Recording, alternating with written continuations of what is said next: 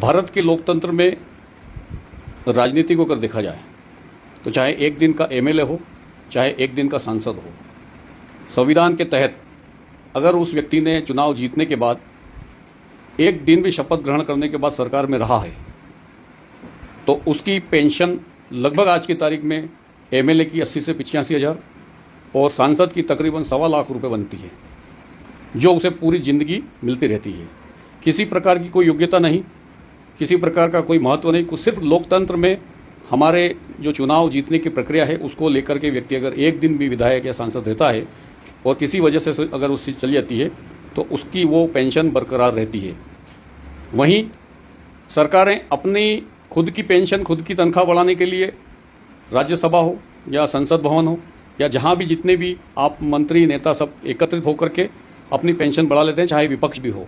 विपक्ष हमेशा से सत्तारूढ़ पार्टी का विरोध करता आया है, किंतु जब भी पेंशन या वित्तीय लाभ लेने की बारी आती है, वेतन बढ़ाने की बारी आती है, सभी एक सुर और एक मत के साथ में अपना विपक्ष भी भूल जाते हैं और वेतन बढ़ाने में मेज को थपथपा देते हैं।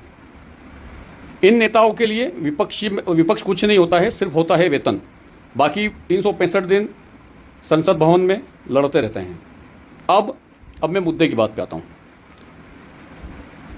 1995 से लेकर आज तक 2026 तक तकरीबन 8 लोकसभा चुनाव हुए हैं पूरे भारत में।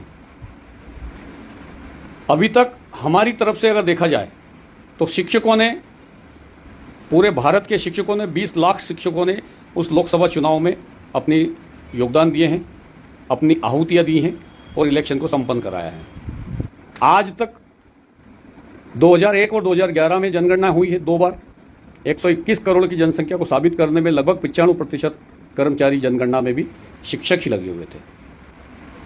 पूरे भारत में देखा जाए तो 1995 से लेकर 2026 तक पूरे राज्यों में, 29 राज्यों में सब मिलाएं तो 120 से लेकर 150 तक चुनाव हुए हैं। पूरे भारत का बता रहा हूँ। और लोकसभा चुनाव 5 से 7 हुए हैं। इन सभी महत्वपूर्ण कामों को जब एक शिक्षक निभा सकता है तो क्या इस टेट परीक्षा के माध्यम से उनकी योग्यता को साबित करने के लिए जो सुप्रीम कोर्ट ने आदेश जारी किया है कि 2010 के पहले वाले शिक्षक अयोग्य घोषित कर दिए जाएंगे, अगर फेल होता है तो उसको परीक्षा की बाध्यता में रख दिया है। तो मैं भारत सरकार से और राष्ट्रपति महोदय से ये निवेदन करता हूं कि क्या 2009 और 2010 के पहले के सारे लोकसभा चुनाव निरस्त हो सकते हैं?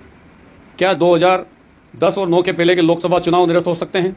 क्या वो तमाम राज्यों में जिन जिन शिक्षकों ने, जो आप टेट परीक्षा से बाध्यता रखते हैं और फेल होने के बाद उसे अयोग्य घोषित करना चाहते हैं, उस व्यक्ति ने जब चुनाव में और जनगणना में अपना योगदान दिया था तो क्या वो उसके पहले वाली जनगणना और इलेक्शन को आप अयोग्य घोषित कर सकते हैं, शून्य घोषित कर सकते हैं? नहीं घोषित कर सकते, क्योंकि वो चीज़ जा चुकी है। वो लोग मंत्री बन चुके हैं, मुख्यमंत्री बन चुके हैं, राष्ट्रपति बन चुके हैं, प्रधानमंत्री बन चुके हैं, वो तत्कालीन हो चुके हैं।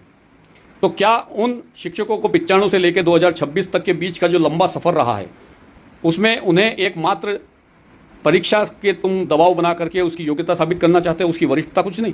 राजनीति में एक नेता जितना वरिष्ठ होता जाता है उसकी अनुभव को लेते हुए उसको 75 साल 80 साल तक उसको घसीटा जाता है। मरते दम तक वो व्यक्ति नेता रहता है, मंत्री बनता है। लेकिन एक शिक्षक, चाहे कर्मचारी कोई हो, उसको 62 साल की एज में बांध दिया गया है। लेकिन एक शिक्षक ऐसा बेचारा हम कहें कि असहज महसूस करता है कि आज 1995 से लेकर के 2026 तक आने तक हमारी सीनियरिटी तो गई, लैप्स हो चुकी है और हमें 2018 से शिक्षक माना गया है। तो क्या ये दुर्भावनाएं सरकार की शोभा देती है? क्या ये दुर्भावनाएं कुंठित नहीं है?